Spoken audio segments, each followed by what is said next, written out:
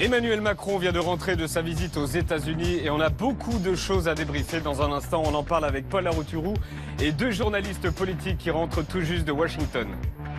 Stromae est de retour et ça fait du bien. Il sera avec nous en plateau avec la styliste Coralie Barbier. On parlera de Mozart, leur label qui produit des clips, de la musique, mais aussi des vêtements. Et enfin, il est comédien, chroniqueur à la radio et cofondateur du site Le Gorafi. Pablo Mira sera avec nous tout à l'heure. Franchement, je kiffe. Il n'y a rien à dire. Allez, l'OM. Nous sommes jeudi 26 avril 2018. Bienvenue sur le plateau de Quotidien. Voici l'équipe du jour.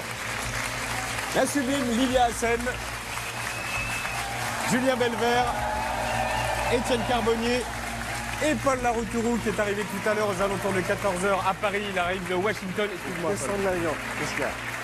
Ah oui, j'ai des pellicules. Et des pellicules. Notre amitié. Asdine Ahmed Chaouch est en duplex de Marseille. Salut Asdine. Tu es où Asdine? Et dis-moi, toi tu es journaliste. Salut. Tu es journaliste. Tu es à Marseille pour l'événement sport du jour. Mais on sait que tu aimes bien l'équipe de l'OM. Oui, Mais effectivement. aujourd'hui tu es journaliste Asdine. D'accord, n'oublie pas. Hein. Oui. Presque. Oui, et je suis tellement journaliste qu'on est devant l'antre du club le plus prestigieux de France. Voilà, le meilleur club de France. On y est pour peut-être une finale en Coupe d'Europe. On espère, on espère. Allez l'OM, je le dis. Et après, je suis journaliste, promis. Asdine, tu restes objectif, Asdine. Objectivité. On retrouvera tout à l'heure, Asdine. On retrouvera aussi Martin Veil qui est en Corée du Sud, à la frontière avec la Corée du Nord. Allons voir pour l'instant le ciel de Paris, où il fait un temps. Écoute, comment on qualifierait ce temps? Oh, ben non, mais c'est trop tôt.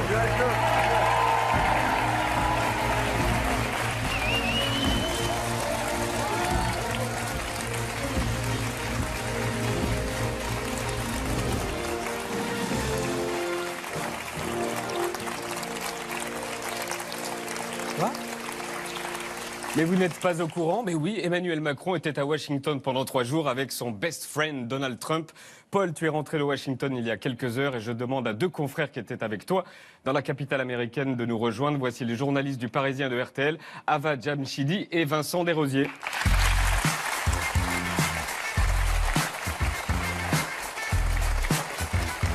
Bonsoir, bienvenue. Bonsoir, bonsoir. Bonsoir Ava, bienvenue, vous êtes journaliste au Parisien et bonsoir Vincent, vous êtes journaliste à RTL, vous étiez avec Paul et un tas d'autres journalistes français dans le convoi de la presse française à Washington pour suivre la visite d'Emmanuel Macron. Vous allez bien?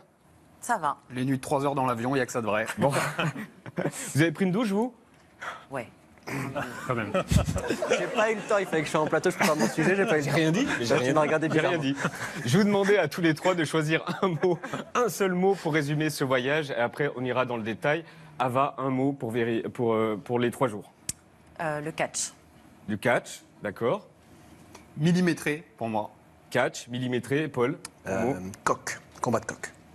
Le bilan de ce voyage, globalement positif ou globalement grotesque? Un peu les deux, je dirais. D'accord. Pareil, comme Emmanuel Macron, on va faire une en même temps, mais c'était à la fois positif et grotesque. Et Paul? Pas si positif sur le fond. Alors, Ava, vous étiez plus près des deux présidents pendant ce voyage, dans le bureau ovale aussi. Qu'est-ce qui vous a frappé? Il y a un moment qui est assez marquant, je trouve, dans la séquence très protocolaire du deuxième jour de la visite d'État. Donc on est mardi. Ouais. Il vient d'y avoir une espèce de remake de 14 juillet dans les pelouses de la Maison-Blanche. Et puis ensuite, Donald Trump emmène Emmanuel Macron vers son bureau. Il lui tape une énième fois dans le dos en expliquant devant les caméras que voilà à quel point Emmanuel Macron est un grand président. Puis il l'attrape par la main, le tire vers le bureau. Et là, on a vraiment l'impression d'une sorte de piège en fait qui va se referme derrière lui comme ça sur le président. On arrive dans ce bureau qui est très petit. Les deux hommes sont debout tous les deux. Et là, donc, il y a cette séquence qui a été beaucoup commentée. Donc... Voilà, cette séquence-là, on va la voir. Regardez. Ça, là. Elle dit quoi, cette séquence-là? Ce qui est assez marrant, en fait, c'est que quand on la regarde lentement, on se rend compte que il n'y a pas de... Enfin, moi, j'ai pas vu... Il n'y a pas de pellicule. J'ai pas vu de pellicule du tout. Et j'ai l'impression que Donald Trump essaie de le faire vraiment dans le but de décontenancer Emmanuel Macron et de le déstabiliser. Alors, il réagit plutôt bien quand même parce que il se rend compte qu'il y a des caméras, il rigole, il reste droit, mais c'est vraiment un moment où on sent que le piège que je vous décrivais est complètement en train de se refermer sur Emmanuel Macron. Et Vincent, vous êtes d'accord ? Tout à fait fait d'accord. image-là. D'autant qu'on suit Emmanuel Macron, on l'approche de près. J'ai jamais vu, moi, de pellicule sur le costard d'Emmanuel Macron. Parfois, il est très maquillé, trop maquillé peut-être. Mais en tout cas, des pellicules, on n'en a jamais vu. On fait pas ça dans la vraie vie. On fait pas ça dans la vraie vie. C'est vraiment la différence entre deux super communicants. Il y a une classe d'écart, là. On voit Emmanuel Macron sonner, clairement surpris par ce geste. Il y a un super communicant qui a pris l'ascendant sur l'autre en lui retirant ses petites pellicules. Et Paul, tu as discuté de ça. Il débriefe un peu cette séquence avec toi, Paul. On verra ça tout à l'heure. Vous parlez d'une partie de poker nucléaire qui s'est jouée dans le bureau ovale. Oui, tout à fait, puisque juste après cet épisode de la pellicule où, comme on le disait, le président est un peu décontenancé, là, on n'est pas censé poser des questions aux deux chefs d'État. Et Donald Trump répond donc à un confrère américain qui le lance sur le nucléaire iranien. Il commence à pilonner l'accord sur le nucléaire, alors qu'on vient de célébrer dans le faste l'amitié entre la France et les États-Unis. Et là, on rentre vraiment dans le dur du sujet.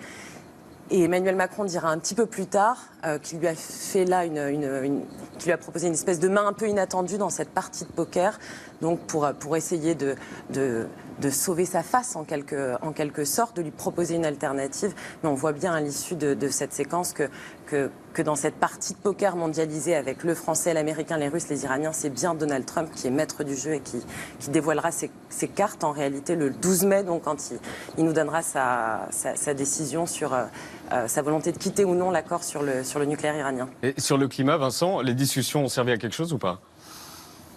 Trop tôt pour le dire. Là, pour le coup, les discussions se sont déroulées dans le huis clos du bureau ovale. C'est difficile à dire, mais on ne voit pas Donald Trump changer d'avis comme ça. On a l'impression qu'il est sur ses positions. Et c'est tout. Sur le climat, en tout cas. Alors, Paul, t'as interrogé... Sur le climat, justement, ouais. On sait que vraiment Trump, il ne croit pas du tout au réchauffement climatique. On sait qu'il s'est donc retiré des accords de Paris, sauf que Macron en est persuadé, il l'a dit, il a répété, Trump va changer d'avis. The US did sign the Paris Agreement, and no way to push the others to renegotiate because one decided to leave the floor. I'm sorry to say that. It doesn't fly. And I'm pretty sure that my friend President Trump will change his mind in the coming months or years. Sauf que Trump n'a absolument pas changé d'avis. Au contraire, alors hier, après un hommage à Martin Luther King, j'ai interrogé le chef de l'État sur cet engagement contrarié. Monsieur le Président, une question sur le climat. Qu'est-ce qui vous fait penser, comme vous l'avez dit en janvier, que Donald Trump va changer d'avis sur le climat? Pourquoi vous dites, comme au Congrès, ils vont revenir? The United States will come back and join the Paris Agreement. Je ne sais pas si c'est le président Trump ou si ce sera plus tard, mais je suis sûr que les États-Unis d'Amérique reviendront dans ce jeu international. Pourquoi vous avez dit qu'il allait changer d'avis? Il ne va pas changer d'avis, Donald Trump, a priori. Vous avez dit qu'il va changer d'avis sur le climat, sur les accords de Paris. C'était un clin d'œil. J'ai dit, je suis persuadé que les États-Unis reviendront dans l'accord de Paris. Je n'ai pas dit le président Trump. I'm pretty sure that my friend President Trump will change his mind. You think he'll change his mind? Yes. Voilà, c'est pas du tout ce qu'il avait dit à l'époque. Est-ce que vous partagez mon analyse? Est-ce qu'on peut dire que sur le dossier climat, il n'a pas vraiment marqué de point, au contraire? On partage. Tout à fait. Alors, Vincent, vous avez réalisé un scoop sur place, le seul témoignage média de Brigitte Macron. Comment vous l'avez eu? Alors, vous allez peut-être être déçus, mais il n'y a pas eu de tractation de folie entre l'Élysée et entre RTL. J'avais demandé à la suivre. Alors, c'est du pot? Non, pour une raison simple, c'est que la dernière journée, celle de mercredi, était assez dense. Il y avait le Congrès, il y avait Emmanuel Macron devant les étudiants. Le protocole américain est très lourd. On nous demandait d'arriver 4 heures avant sur place. Donc parfois, pour une simple séquence, il fallait prendre 7 heures de sa journée. C'était aussi une manière pour moi de fuir un peu ce protocole et de faire une balade avec la Première Dame qu'on n'a pas l'habitude de voir. Ça a été accepté par mes chefs, tant mieux. J'ai pu m'éclipser du programme officiel pour partir avec elle. Elle avait un programme assez classique, c'est-à-dire visite d'école artistique, rencontrer des jeunes qui dansent, qui font de la musique. J'avais aucune garantie sur le fait de pouvoir faire du son avec elle. On m'avait dit qu'il y aurait peut-être une question sur Mélania, ou peut-être sur le voyage américain. Et en fait, à la sortie de cette école, on s'est assis sur un banc. Et puis on a pu discuter, micro allumé, et on a fait 16 minutes exactement, j'ai vérifié juste avant de venir, 16 minutes d'interview, où elle a parlé de sa jeunesse aux États-Unis, parce qu'elle avait une correspondante américaine, On peut écouter un extrait. Première dame, oui. Un petit extrait. Il y a une petite étiquette par terre, donc je me mets où on me dit de me mettre. On est là sans être là tout en étant là. C'est très curieux. Donc il faut surtout pas être importune. Ce que j'aime pas, c'est qu'il n'y a jamais de temps off. Jamais. C'est-à-dire où que vous soyez, il y a toujours quelqu'un pour vous prendre en photo. Aussi, très pesant, on a parfois l'impression que chaque mot est un mot de trop. C'est un petit peu dommage parce qu'on se retient sans arrêt. Elle s'est plainte comme ça pendant 10 minutes ou pas? Non, c'était une séquence courte mais qui était marquante, donc forcément on a isolé, qui est passé ce matin sur l'antenne d'RTL.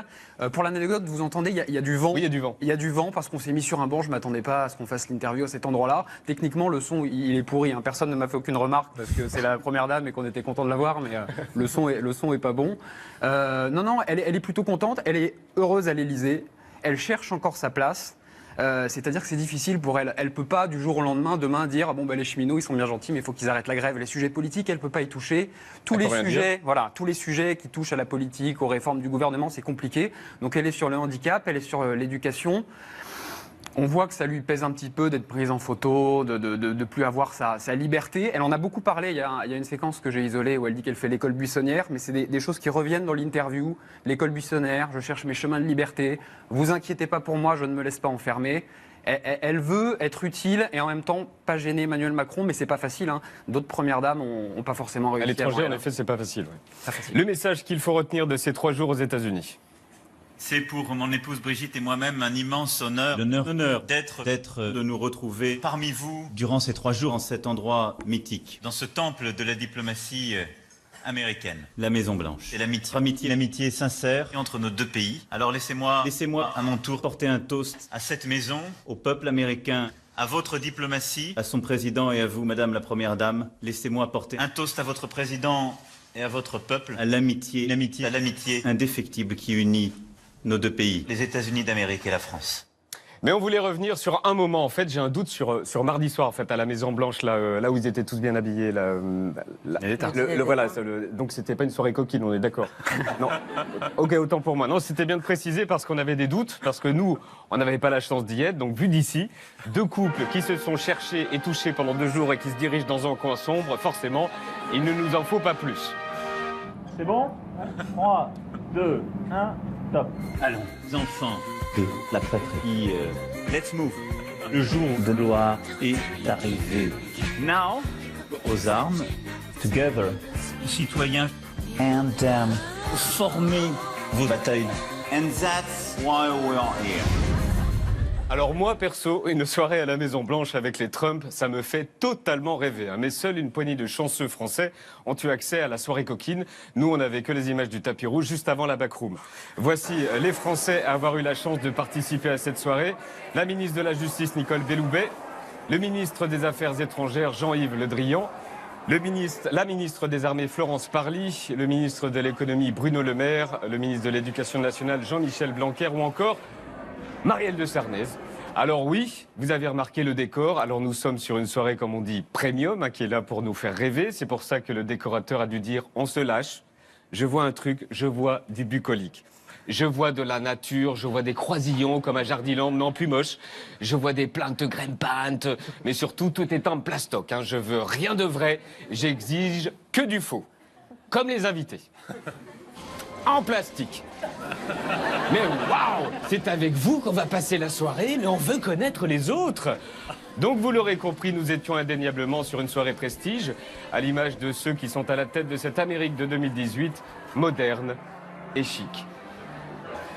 Voilà, 80s, comme cette image qu'on dirait que ça date des années 70, alors que c'était cette semaine. La dame qui ne bouge jamais son visage, elle sourit tout le temps car elle est heureuse, me direz-vous? Non, elle n'a pas le choix. Moderne et chic.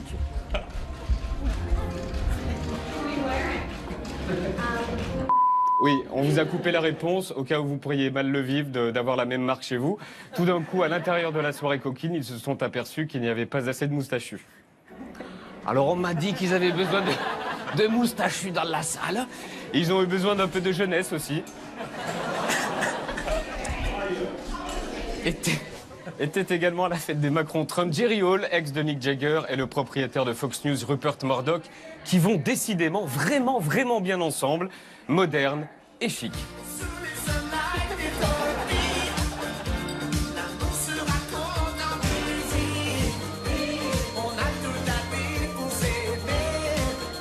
Et il y avait notre préféré, la serial killer. Ouais, c'est par où le coin sombre?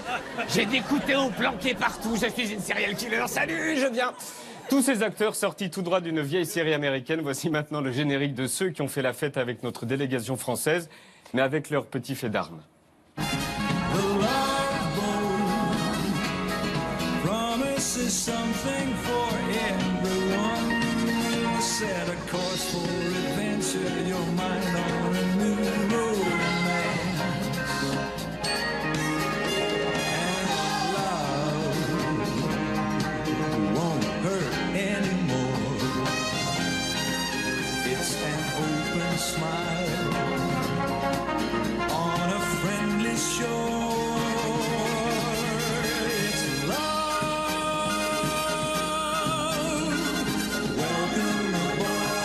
Avec Vincent, vous restez avec nous, on continue le débrief d'Emmanuel Macron aux États-Unis quand on revient tout de suite.